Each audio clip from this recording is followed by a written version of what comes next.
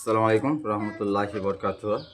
তো আমরা বিশেষ করে লোক বলতো যে আসাউদ্দিন ওয়াইসি বিজেপির বিটিং। আচ্ছা, আমরা মানলাম যে আসাউদ্দিন ওয়াইসি বিজেপির বিটিং। তা ওখানে তেজস্বী কুমার আর বা ইয়াকে রাহুল গান্ধীকে বলেছিল যে 6টা সিট দাও, তাহলে আমি তোমাকে সব অন্য জায়গাতে আমি সমর্থন করব। তো আজকে আসাউদ্দিনকে 6টা সিট দিলে না। তো আজকে আসাউদ্দিন 6টা জিতলে না। তো আল্লাহর রহম, আল্লাহর দয়া আর আল্লাহর অসীমত, তার জন্য আল্লাহ ঠিক 6টা সিট জিততে দিয়েছে। তো কংগ্রেস অত বড় পার্টি মাত্র 2টা সিট বিহারে পেয়েছে।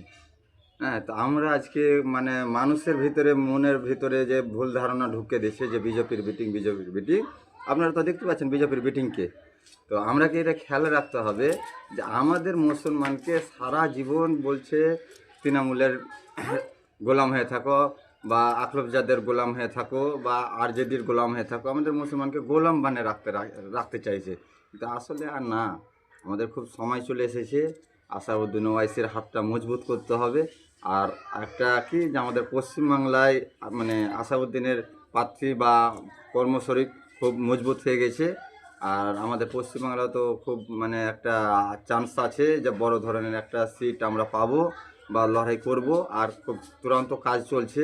হ্যাঁ, এর আগেও ভিডিওতে আমি বলেছিলাম যে আসাদুল ভাইয়ের সাথে কথা হয়েছে, ইমরান সুলেমানি সাহেবের সাথে কথা হয়েছে আমার, বা তাদের সাথে কথা চলছে। আসাদুদ্দিন ওয়াইসি আমাদের বেঙ্গলে আসছে।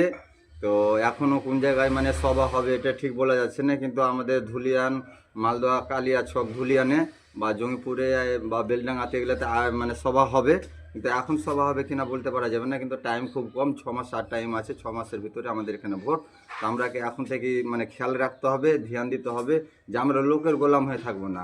আর লোক মেলার ভয় দেখায় যে বিজেপি চলে এলে এ হবে ও হবে। আরে বিজেপি এলে কি হবে? আল্লাহ আমাদের একমাত্র আল্লাহ মারতে পারে, তাছাড়া কেউ পৃথিবীতে মারতে পারে না। আমরা তো আল্লাহ করে ভুলে যাচ্ছি, তাহলে আমাদের জানে ভয় থাকবে না তো কার থাকবে? তো আল্লাহকে আমরাকে স্বয়ং রাখতে হবে।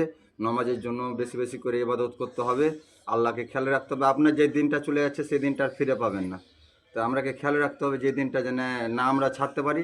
আর যত যত আমরা হাতে কাজ করি, পায়ে কাজ করি, বা আমরা মুখটা ফাঁকা থাকে, মুখটাতে আমরা সারাদিন সূরা পড়তে থাকবো, দোয়া পড়তে থাকবো, বা দোয়া না জানলে দোয়া গালা শিখতে থাকবো। আসসালামু আলাইকুম রহমতুল্লাহি বরকাতুহু।